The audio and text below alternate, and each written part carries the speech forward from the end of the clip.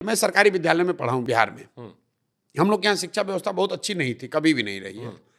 लेकिन हर प्रखंड में, जिले में आप लोगों से पूछिएगा, एक दो विद्यालय ऐसे थे जहाँ आप पढ़िएगा, पटना कॉलेज आ गए, पटना साइंस कॉलेज आ गए, तो आपका जीवन बदल जाएगा।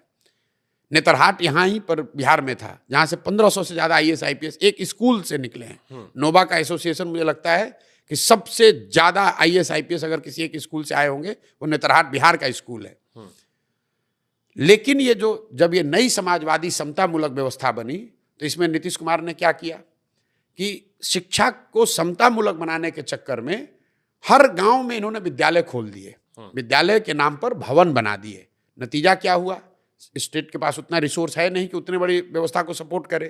तो जहां भवन बना वहां शिक्षक नहीं है, जहां शिक्षक है वहां भवन नहीं है, जहां दोनों है वहां पढ़ाने की व्यवस्था नहीं है, जहां तीनों है वहां बच्चे नहीं है, जहां सब है वहां पढ़ाई नहीं है। मैं आपको सही बता रहा हूं, जहां सब है वहां पढ़ाई नहीं है। आप साइंस कॉलेज में चलिए, CB रमन ने वहां आकर लिखा है फिजिक्स के लैब में कि this is one of the finest physics lab I have seen at this level of college anywhere in east Asia. उस साइंस कॉलेज में लोग कहते हैं कि बिहार में नियोजित शिक्षक का क्वालिटी खराब है, इसलिए शिक्षा व्यवस्था खराब हो गया।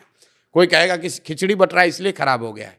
मेरा उनको सवाल होता है कि भाई खिचड़ी तो 6वीं क्लास तक बट रही है, 7वें 8वें क्लास में पढ़ाई क्यों नहीं हो रही है? नियोजित शिक्षक तो स्कूल में पढ़ा रहा है, पटना साइंस कॉलेज और पटना कॉलेज में क्यों नहीं पढ़ाई हो रही है?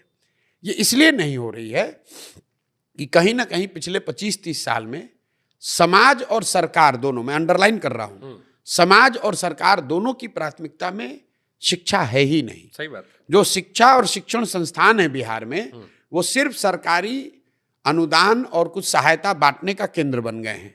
तो यहाँ बिहार में साइकिल योजना चलती है, तो जो गार्जियन है वो आकर मास्टर साहब से झगड़ा करता है कि मेरा साइकिल का पैसा कब आएगा, मेरा कपड़ा का पैसा कब आएगा। लेकिन वो ये नहीं पूछता है कि पूरे साल गणित के तो टीचर यहाँ है ही नहीं। ठीक बात। और समाज ने भी इसको ऐसे मान लिया और सरकार ने भी इनका इस्तेमाल कैसे शुरू किया।